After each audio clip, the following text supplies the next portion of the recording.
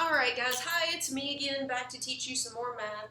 I thought I would start off this video by answering a couple of questions that I had from viewers after the first set of videos that you watched. The first one comes from Ethan in first period. His question was, Miss Keith, did you film these videos in your basement? To answer his question, there's a smart board here. I don't have a smart board at home, nor do I have a basement at my house, so no, I did not film these in my basement. These videos were filmed in the classroom. My other question comes from someone in 7th period whose name, let's see, I don't remember who asked this one, but they asked, Miss Keith, did you film this video today? Referring to the last videos. If you compare what I'm wearing in this current video to what I am wearing as you're watching this video, you will note that they are very different, so no, I did not film these videos today.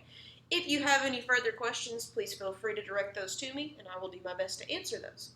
But moving on, we are right back up here to quadratic equations, and something you should already know as you look at these two equations.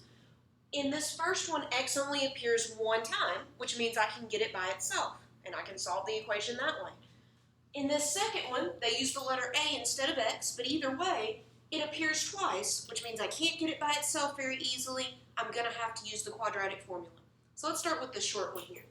First thing I want you to notice, this 5 needs to be moved to the other side, so I'm going to go ahead and subtract it, and I get negative 24.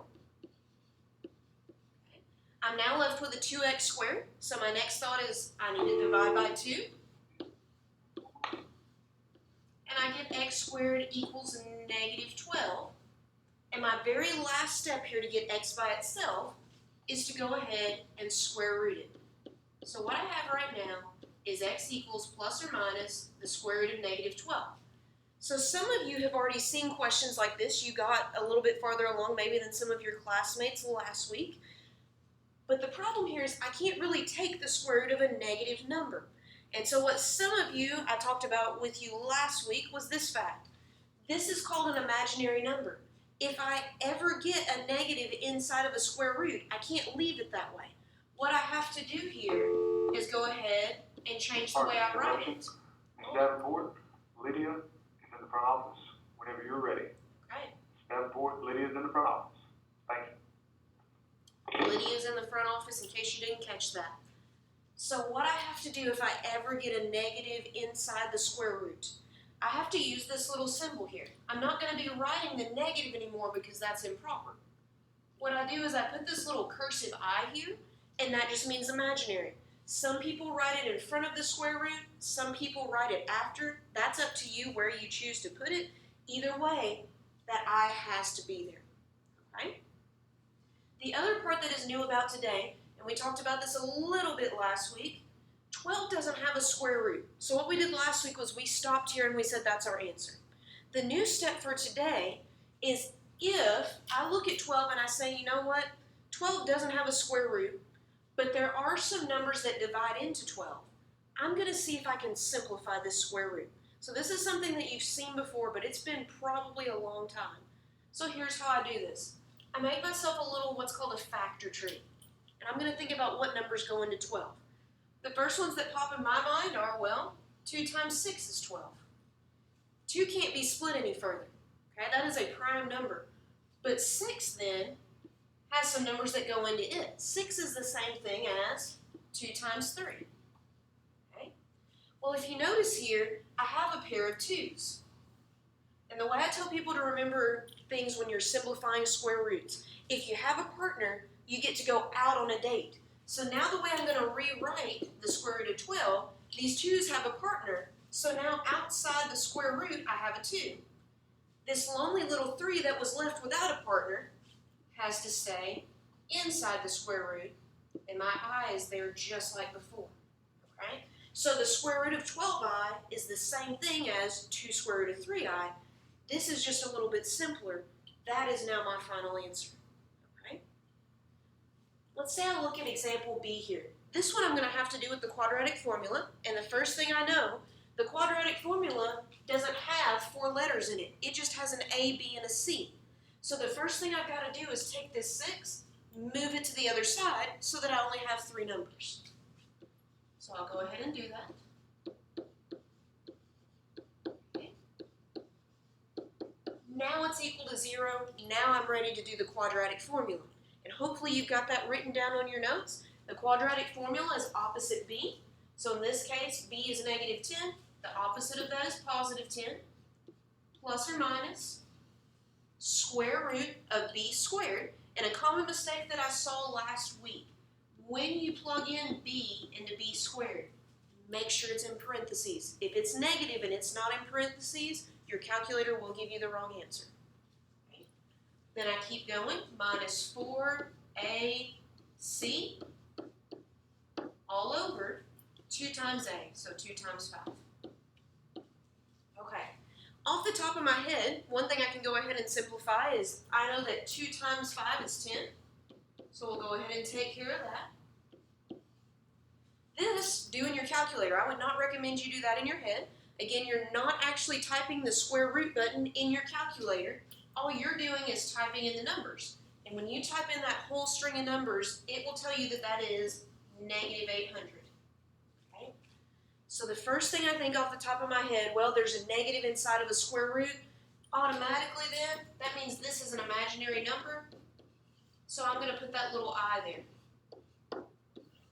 And notice the I replaces the negative. Once I write I, that negative is gone.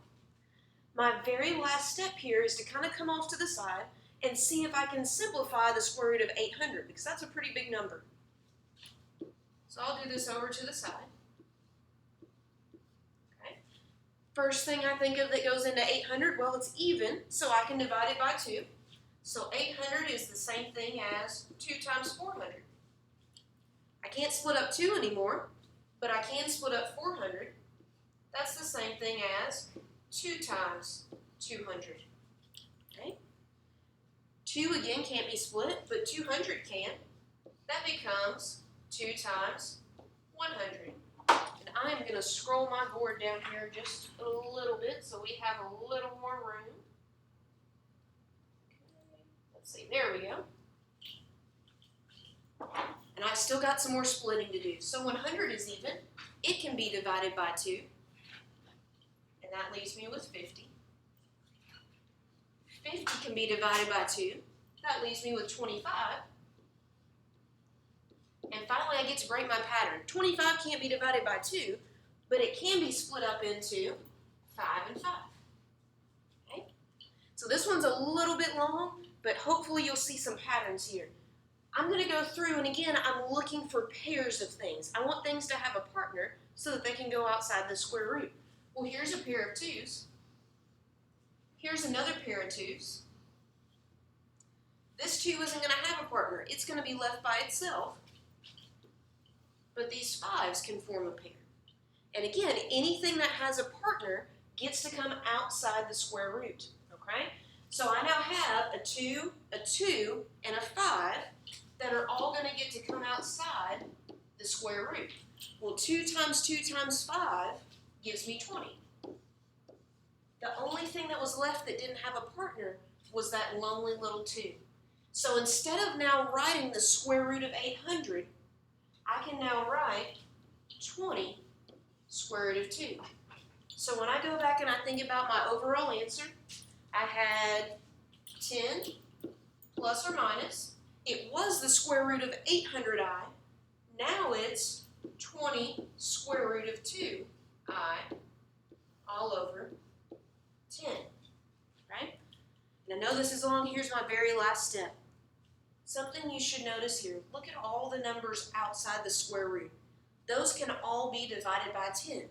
So the next thing I'm going to do is my very last step is just to reduce everything by 10. I end up with a 1 on the bottom. I don't have to write that unless I just want to, but my final answer there is 1 plus or minus 2 square root of 2i. And then I'm done. So guys, that is probably the longest example that you could potentially see. They will not always be this long, but I wanted you to have a harder example so that you've got an example of everything you could potentially see. So thanks for watching. Happy mathing. Go ahead and get started on your notes.